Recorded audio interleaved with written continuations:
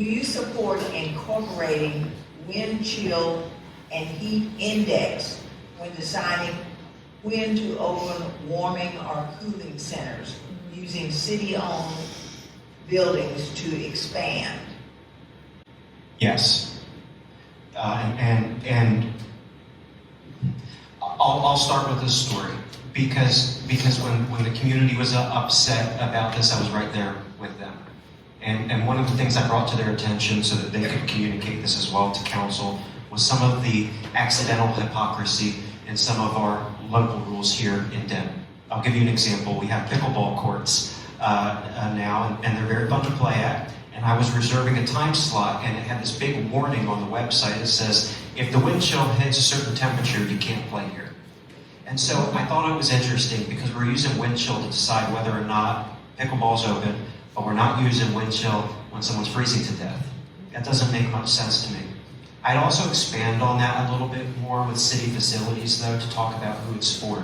It's not just for unhoused residents. It's for everyone in Denton. Again, using me as an example, my house is 102 years old. Very thin, original, single pane windows. When we get some of those crazy winters, my house can't get above 50 degrees. Like, it honestly just can't. And I'm freezing. That's a place that I'm gonna go when we open those up with wind chill. And so yeah, I think it's really important for all of our ordinances to be consistent, our policies to be consistent all across the board. And I'm looking forward because I know that this is finally coming up before council in a few months, and I'm excited. Thank you. Mr. Beck. Yeah, I'm on record of been supporting this for years and years. The wind chill and heat index, your ability to respire, your ability to resist heat and resist shivering in the wintertime, these are things that are not 32 and 100.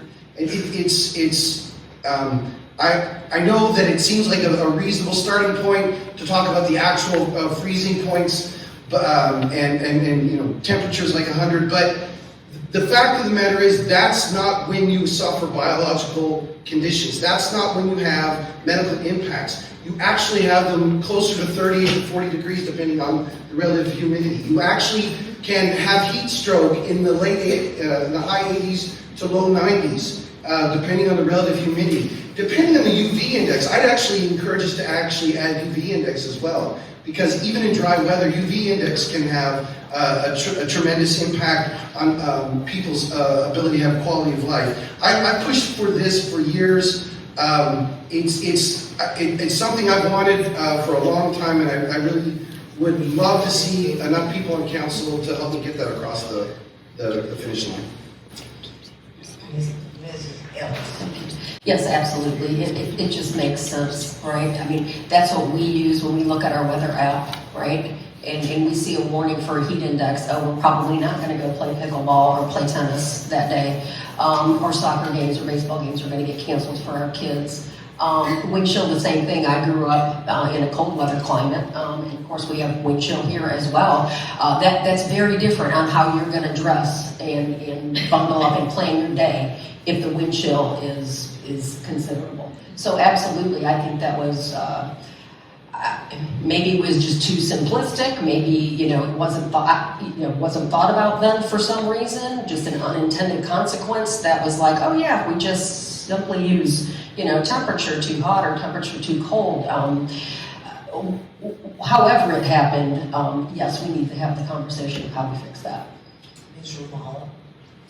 If something's not working, we should fix it, right? So we should identify what is the problem, what are the options, what are we happy with, are there any trade-offs in this case, right? I'm somebody who walks and bikes quite a bit, so I'm very familiar with the difference between the temperature and the wind chill and the temperature and the humidity. I am one of those people that gets really overheated in the 80s if I'm in direct sunlight. So I understand very well personally that the temperature that we see on an app or something can feel very different from what we are physically feeling depending on what the conditions are. So absolutely, if that's not already in there, that should be in there. I'm always happy for us to improve things where we find that something is not working, and that sounds like that is something we need to improve. Thank you. Ms. DeVinney, please. So I believe this is going in front of council in September, at least the report on it, and I'm hoping that when that does go in front of council, somebody comes up with a number of days that this would actually make a difference. You know, how many days would the shelters have been open more if we had taken wind chill and heat index into account? I would just be curious about those numbers.